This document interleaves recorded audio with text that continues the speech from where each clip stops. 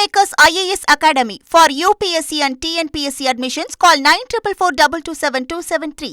முதலமைச்சர் விஜய் தலைமையிலான முதல் அமைச்சரவை கூட்டம் 1 மணி நேரத்திற்கும் மேலாக நடைபெற்று வருகிறது அப்படிங்கிறத பார்க்கின்றோம்.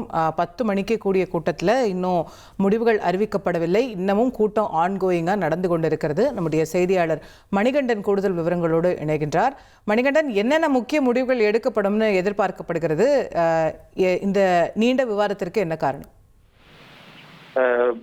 முதலமைச்சராக பதவியேற்றதற்கு பிறகு நடைபெறக்கூடிய முதல் அமைச்சரவை கூட்டம் என்பதால டேபிள் அஜெண்டால வைக்கப்பட்டிருக்கக்கூடிய விவகாரங்கள் விரிவாக ஆலோசிக்கப்படுவதாக தகவல் கிடைத்திருக்கிறது. அந்த அடிப்படையில தான் கிட்டத்தட்ட 1 மணி நேரத்திற்கு மேலாக முதலமைச்சர் தலைமையில இந்த அமைச்சரவை கூட்டம் ஒரு நீண்ட ஆலோசனை கூட்டமாக நடைபெற்று வருகிறது. பல்வேறு விஷயங்கள் இந்த கூட்டத்துல ஆலோசிக்கப்படுவதாக தெரிகிறது.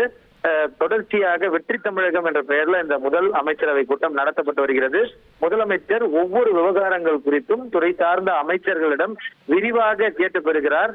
ஒவ்வொரு விஷயங்கள் குறித்தும் விரிவான விவரங்களை கேட்டு அதற்கு எடுக்கக்கூடிய முடிவை அமைச்சருடன் ஆலோசித்ததற்கு பிறகாக ஒவ்வொரு விவகாரத்தையும் கையில் எடுத்து பேசுவதால இந்த அமைச்சரவை கூட்டம் ஒரு நீண்ட அமைச்சரவை கூட்டமாக சென்று கொண்டிருப்பதை பார்க்க முடிகிறது. டாஸ்மாக் நிர்வாகம் சீரமைப்பு குறித்து பேசப்பட்டு வருகிறதாகவும், தொழில் முதலீடுகள் குறித்தும், பட்ஜெட் பிளானிங் குறித்து இந்த ஆலோசனை கூட்டத்துல அமைச்சரவை கூட்டத்துல பேசப்பட்டு வருவதாக தெரிகிறது. அது மட்டும் இல்லாமல் இந்த ஆலோசனை கூட்டத்தை பொறுத்தவரையில தமிழக வெற்றி கழகம் கொடுத்த தேர்தல் வாக்குறுதிகள்ல ஒரு சிலவற்றை நிறைவேற்றுவது குறித்து விரிவாக ஆலோசித்து வருவதாக தெரிகிறது.